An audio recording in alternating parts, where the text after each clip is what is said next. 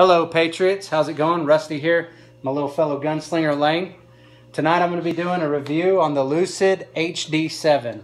I've had a few people asking questions about a budget-friendly optic. What are some budget-friendly optics, stuff that's not going to break the bank? I decided to talk about this particular optic because it's one that I own. To tell you how I came about them, Lucid's a new company. I've been kind of following them. I kind of like what they're doing. They're making an optic that's a little bit cheaper than some of your other stuff out there. That's still going to get the job done. Basically, I've been following their videos since SHOT Show. How I came about this one, I got it at a local gun shop close to where I live.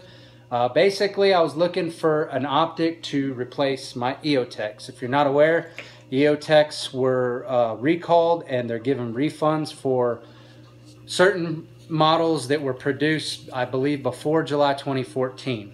So if you have one produced before then, you may be eligible for a full refund. The reason why is they basically been having issues with reticle fade and thermal drift, and they don't know how to fix the problem. So I submitted a request to EOTech. They approved my refund. I sent my optics in. I'm still waiting to get the money back. However, in the meantime, I needed some stuff to kind of fill the gaps until I got that money back, and I wanted something a little bit more budget friendly. So the Lucid HD7 is one of the ones I went with. Again, I found this at my local gun shop. You can find them online at lucid.com.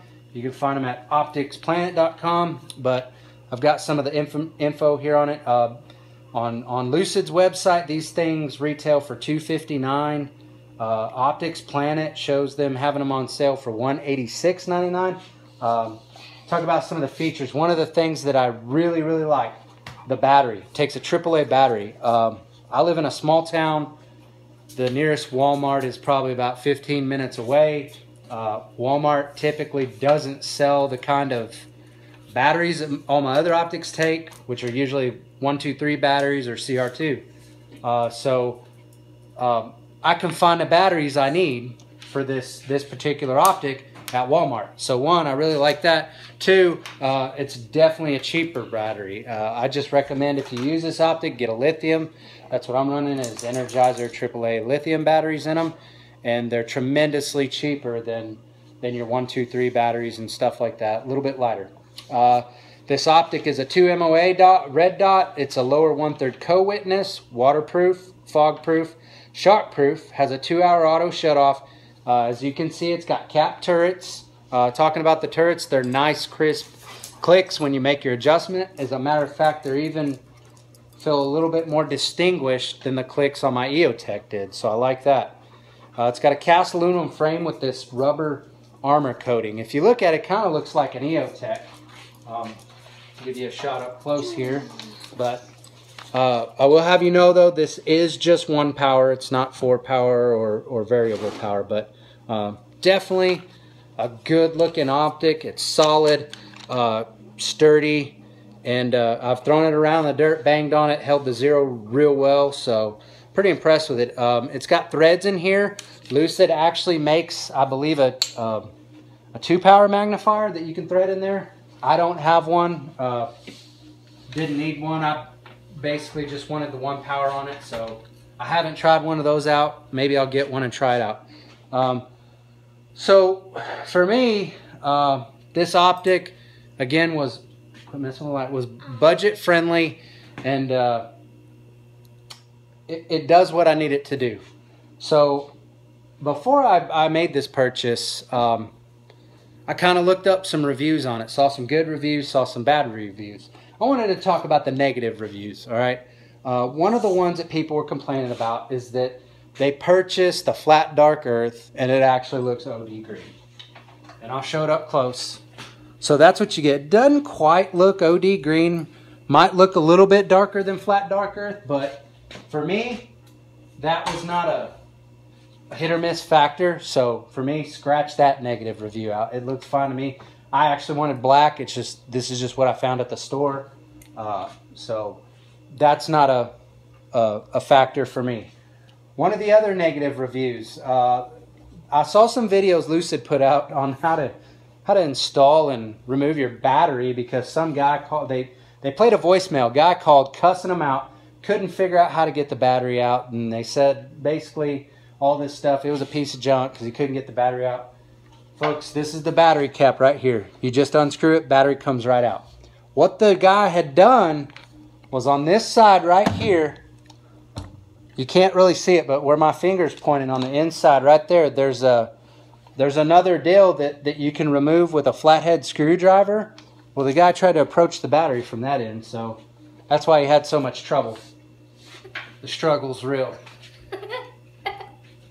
So that negative review, scratch that for me. That one's out the window. One of the other negative reviews, the mount. A lot of people didn't like the mount because people want throw levers. I don't mind throw levers. I don't need throw levers. This mount it mounts to your gun just like a Vortex Strike Fire. And I've got one of those as well on one of my other guns. It mounts the same way. I don't mind it. I like it. I don't really take my optics off. It's very rare occasion, so that was not a factor. The other issue was, depending on how you like to run your optic, a lot of people like to run them out far, a lot of people like to run them up back close. People were actually complaining because this would happen. They couldn't get their back up all the way up with the optic ran far back. And I'm like, well, if you don't like that, just move your optic up. It's not going to hurt. I like mine closer to my eye. I'm okay with my pop-up not coming all the way up. I get the question, but what if my optic goes down and I'm using my gun in a defense situation? Okay, well, rounds are coming down range at you. You're not going to have time to do that anyways. What I always tell people is when your optic goes down, you put body in the glass and put rounds down range till the thread is stopped. I've trained that way in the military and in law enforcement. It does work. If you have one of these firearms and optics like this, something like that for defense, that might be something you might want to think about training to that standard. Again, optic goes down, put body in glass, put rounds down range. Simple. So that factor, watch out. That factor out the window for me as well.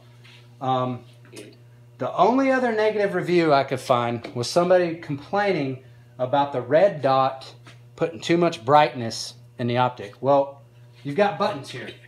All you've got, this is your to make it brighter, and this one makes it less bright. All you got to do is turn the optic down. Pretty simple. One of the cool things about this optic is the different reticles. Watch out. So you've got, I don't know if you can see here, let's try. There you go, you can see. So you've got that particular reticle, which is your aim point or Vortex Strike Fire type red dot, right? And then this little guy right here will change your reticle. It's got a lot of different reticle options. Right here you've got a crosshair bullet drop compensator. It's pretty bright, but you kind of get the gist of it. So that's another one. I mostly just use the red dot.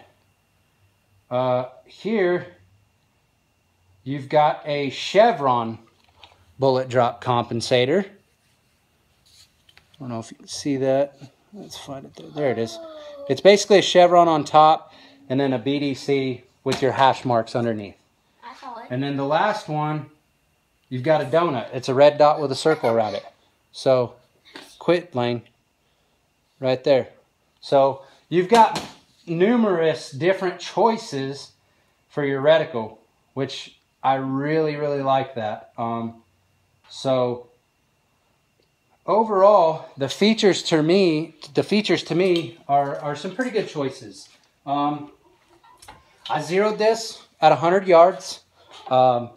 This is an 18-inch barreled gun, so I like it to reach out a little bit further. It's a BCM upper with a Spikes tactical lower and some Magpul and BCM parts. Talking about zeroing, I'll show you this. And some of these just ignore. I was zeroing other rifles, pop-up sights, stuff like that. But basically, right here was the initial 100-yard zero. These 1, 2, 3, 4, 5 shots right there. not bad. Once I got it dialed in and made my adjustments. From there, I shot at 200 yards and still held center mass because I wanted to see the difference in my bullet drop. And here it is right here, this opening right here, all these bullet holes. So there is 100 yards, there's 200 yards. Not bad at all. After I zeroed it, I did a little bit more advanced shooting. I basically did shooting from yards from 10 yards out to 200. I did some failure drills to the chest, one to the head at 10 and 15 yards. Did some shooting on the move, some running and shooting, kind of throwing down the gun, banging up the optic to really test it. Also testing my abilities. But basically, here's what we got with that. Here's the two shots, the 10 yard and 15 yard. I kind of held just above center mass. I probably should have held a little higher for the mechanical offset, but there they are. And then here's all the body shots.